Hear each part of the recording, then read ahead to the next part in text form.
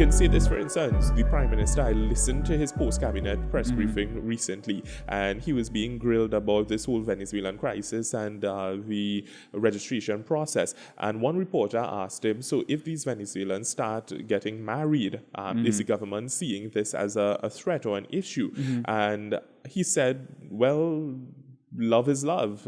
If they get married or whatnot, what can we do as the government? That is between them and the person, who have you.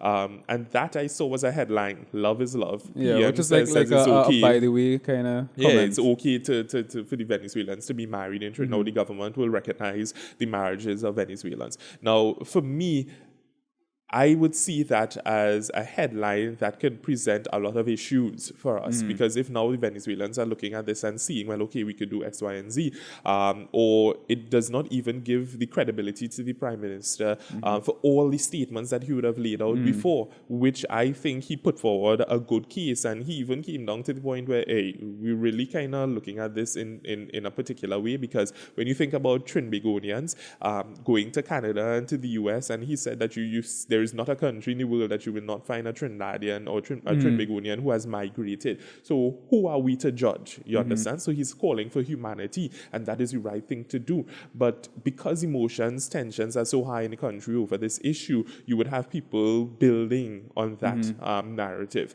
So we are in a place right now where we're in the Trumpian era, where you're seeing around the world this kind of divisive language being spewed. You're seeing Brexit taking place in the EU.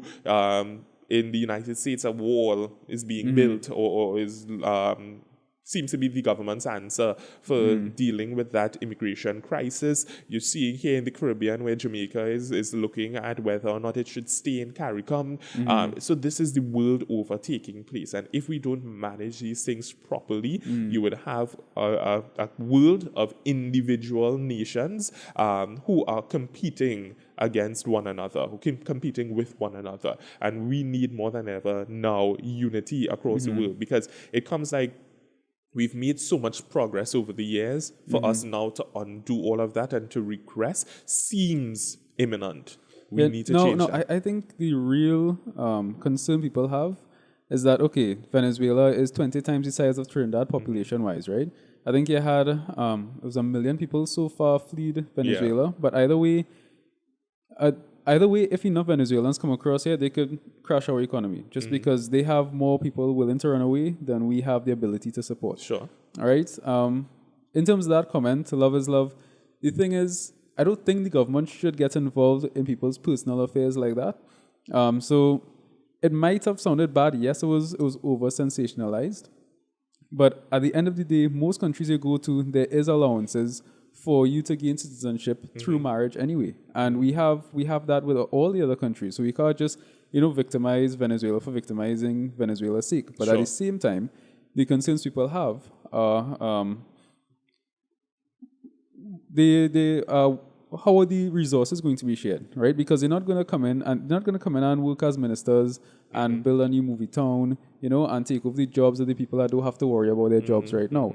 They actually had an economist from UE did a study a couple of weeks ago saying that the Venezuelans coming in would be a good thing, it would promote growth for Trinidad, right? Yeah. But his argument for it was that it would promote growth because instead of businesses having to pay Trini people a certain wage, they could fire the Trinis and they could pay the Venezuelans minimum wage. So now these companies, they have more money to let them grow their business.